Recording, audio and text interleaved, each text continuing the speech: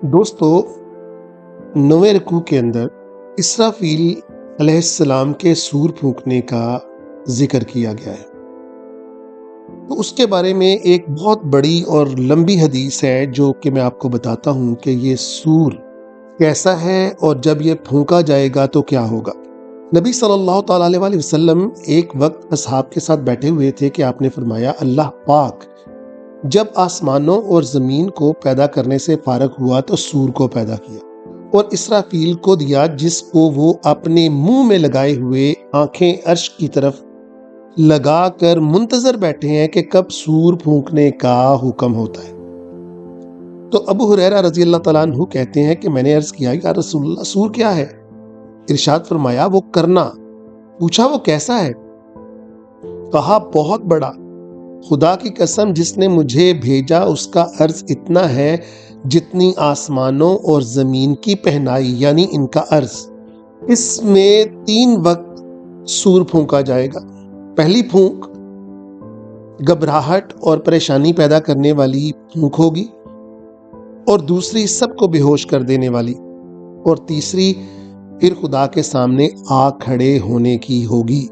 अल्लाह पाक पहली फूंक का हुक्म देगा और उससे सारी दुनिया जहान के लोग घबरा उठेंगे, मगर जैसे अल्लाह ताला इस्तकामत नसीब करेगा, जब तक दूसरा हुक्म ना होगा सूर फूंका जाता रहेगा, रुकेगा नहीं। जैसे कि कुरान पाक में इरशाद होता है, वमा यंज़ुरू हाउलाई इल्ला सयहतन वाहिदतन मा लहा मिन फवाक, यानी वो एक जबरदस्त चीख और बहुत ही बुलंद आवाज होगी। पहाड़ अब्र की तरह उड़ रहे होंगे और जमीन शिद्दत के साथ हिलने लगेगी।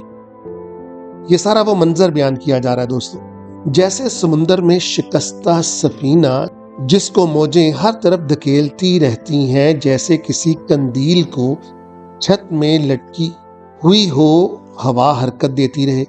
और फरमाता है अल्लाह, यौमा तरजफुर राजिफा, उस रोज लर्जा देने वाला सूर फूंका जाएगा। उसके बाद दूसरी बार फूंका जाएगा। इस रोज सब के सब बे इंतहा खौफजदा होंगे, लोग गिर पड़ेंगे, माएं दूध पीने वाले बच्चों को भूल जाएंगी, हामला औरतों का हमल साकत हो जाएगा, लड़कों पर खौफ के मारे बुढ़ापा तारी हो जाएगा। शयातीन जान बचाने के ख्याल से, क्योंकि उनको तो पता चल जाएगा कि वक्त आखिर आ चुका है, जमीन के किनारों तक भाग जाएंगे, लेकिन फरिश्ते उन्हें मार मार कर वापस लाएंगे। एक दूसरे को पुकारेंगे, लेकिन किसी को कोई पनाह देने वाला नहीं होगा सवाए खुदा के। लोग इसी आलम में होंगे, जमीन हर तरफ के गोशे से फटने लगेगी। ऐसा अमरे अजीब होगा कभी ना देखा गया, और ऐसा करबो हौल लाहक होगा कि अल्लाह ही जानता है।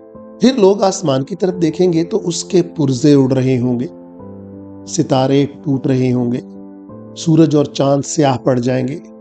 नबी सल्लल्लाहु अलैहि वसल्लम ने फरमाया, लेकिन मुर्दों को इसकी खबर ना होगी। अबू हुरैरा ने अर्ज किया, या रसूल अल्लाह, अल्लाह ताला जब फरमाएगा फफ़ज़्ज़ी मन फ़िस समावाति व मन फ़िल अर्दि इल्ला मन शाअ अल्लाह, तो अल्लाह ताला किसको मुस्तस्ना फरमाएगा? तो आपने फरमाया, वो शुहदा हैं। फजा और घबराहट तो वो जिंदों को हुआ करती है, और वो जिंदा तो है लेकिन खुदा के पास है, खुदा उन्हें रिस्क देता है। अल्लाह ने उस दिन के फजा से उन्हें महफूज रखा है, क्योंकि वो तो अल्लाह का अजाब है, और अजाब तो अशरारे खल्क पर उतरता है, यानी बुरी मखलूक पर। इस चीज को अल्लाह ताला ने तज़हल कुल्लु मर्दातिन वाली आयत में पेश फरमाया कि हर दूध पिलाने वाली अपने शीरख्वार बच्चे से गाफिल हो जाएगी, हर हामला का हमल गिर जाएगा, जब तक खुदा चाहे, और उस अजाब में मुब्तला रहेंगे तवील अरसा तक यही कैफियत रहेगी। फिर अल्लाह पाक बेहोशी लाने वाले सूर का हुक्म इसराफील को देंगे, इसलिए सब अहले समावात वल अर्द बेहोश हो जाएंगे, लेकिन जिसको खुदा चाहे वो होश में रहेगा। मलकुल मौत खुदा के पास आएंगे और कहेंगे, ऐ खुदा, सब मर गए। अल्लाह ताला तो जानता है, मगर पूछेगा बाकी कौन है? वो अर्ज करेंगे, तू बाकी है कि तुझे तो कभी मौत आने वाली नहीं है, और अर्श उठाने वाले मलाइका भी हैं, जिब्राइल और मीकाइल भी बाकी हैं, और मैं भी। तो अल्लाह ताला इरशाद फरमाएगा, जिब्राइल और मीकाइल को भी मर जाना चाहिए। تو عرش بول اٹھے گا یا رب جبرائیل اور میکائیل بھی مر جائیں گے؟ خدا تعالیٰ فرمائے گا زبان نہ کھولنا، تحت العرش جتنے ہیں سب کو مر جانا ہے۔ ملک الموت پھر خدا سے عرض کریں گے یا رب جبرائیل اور میکائیل بھی مر گئے۔ اللہ تعالیٰ فرمائے گا اب کون باقی ہے؟ وہ کہیں گے تو باقی ہے، تجھے تو موت آئے گی نہیں، اب میں اور عرش اٹھانے والے باقی ہیں۔ اللہ تعالیٰ فرمائے گا عرش اٹھانے والوں کو بھی مر جانا چاہیے، وہ بھی مریں گے۔ اللہ تعالیٰ دریافت فرمائے گا اب کون باقی ہے؟ اسرائیل کہیں گے تو نہ مرنے والا اور میں باقی بچا ہوں۔ تو اللہ تعالیٰ عرش کو حکم دے گا کہ اسرافیل سے سور لے لو۔ وہ اسرافیل سے کہے گا کہ تم بھی میری مخلوق ہو، تم کو بھی مر جانا چاہیے، اور اسی وقت وہ مر جائیں گے۔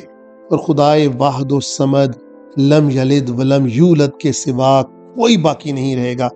تو آسمان اور زمین لپیٹ دیے جائیں گے جیسے کہ تمار، یعنی وہ کپڑے کے اوپر جو ایک رجسٹر ٹائپ جس کے اوپر لیٹر وغیرہ لکھا جاتا ہے ویسا ہوتا ہے، تو اس کو لپیٹ دیا جائے گا، یعنی اس کو بالکل لپیٹ دیا جائے گا۔ 3 دفعہ اس کو کھولا اور لپیٹا جائے گا، پھر فرمایا جائے گا میں جبار ہوں، میں جبار ہوں، میں جبار ہوں، اور 3 دفعہ آواز دے گا کیا آج کے روز ہے کسی کی بادشاہت؟